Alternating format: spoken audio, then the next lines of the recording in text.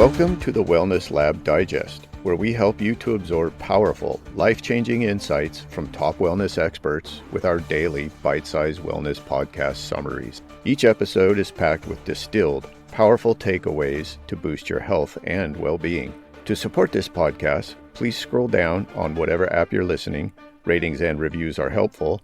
Even better, just send the show to a friend. Check out our sponsors at the bottom of the page, or simply click the Support the Show link below the episode description.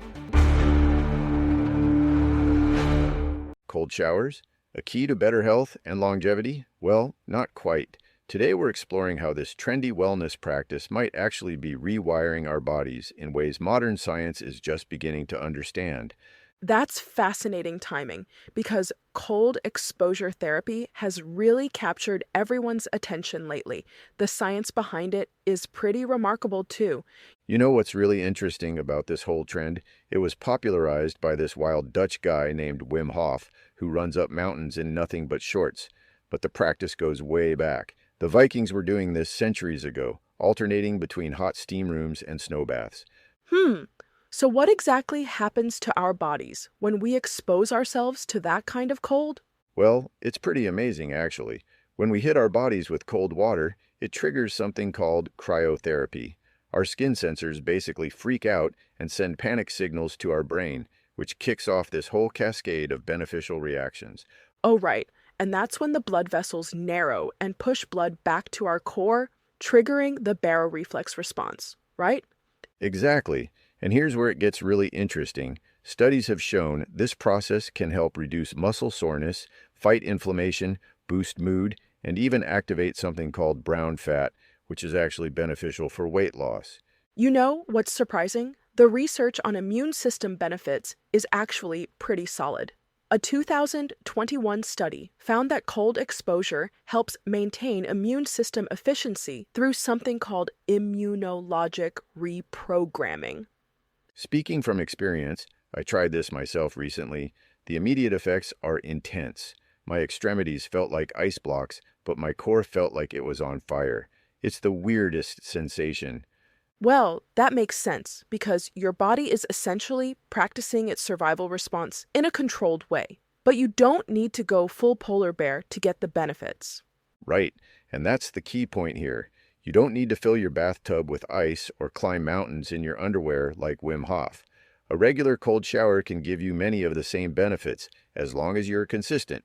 So what's the best way to start? Because I'm guessing jumping straight into ice-cold water isn't the smartest approach. Oh man, learned that one the hard way. The experts recommend starting gradually. Take your normal hot shower, then at the end, turn it a little cooler. Not freezing, just cooler, for about 2 to 5 minutes. Then slowly work your way down to colder temperatures over time. That sounds much more manageable. And I've heard it's important to have someone else in the house when you're starting out, just in case the cold shock is too intense. Absolutely crucial point. The cold shock response can be pretty intense. Your body's first reaction is to gasp, which isn't great if you're standing under running water. But here's what's fascinating. Over time, your body actually adapts to this stress response. So it's like building up a kind of cold resilience? Exactly.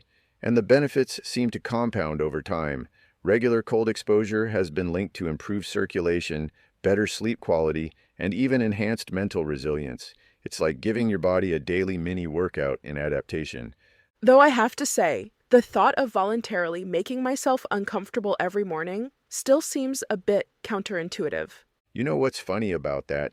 We've spent thousands of years developing technology to make ourselves comfortable, and now we're discovering that a little discomfort might actually be good for us. It's like we've come full circle.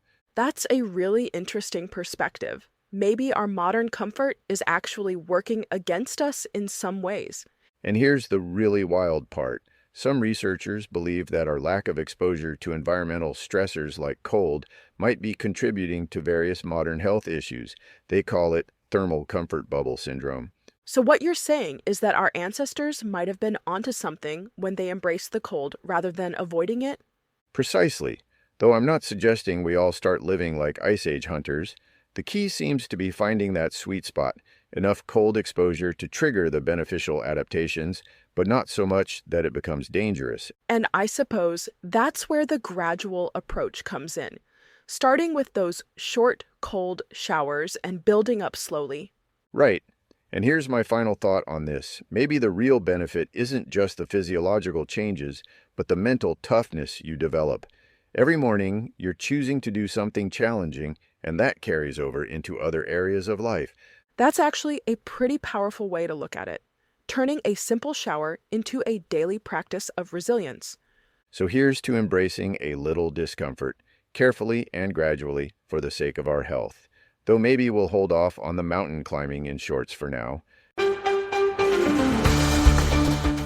Thank you for listening to the Wellness Lab Digest. If you have received value from the podcast, I have 3 asks of you. 1, share the show with your friends and send them a link to the show. 2, please leave a rating and review in whatever app you're listening. And last but not least, please let me know what topics you would like us to cover in the future.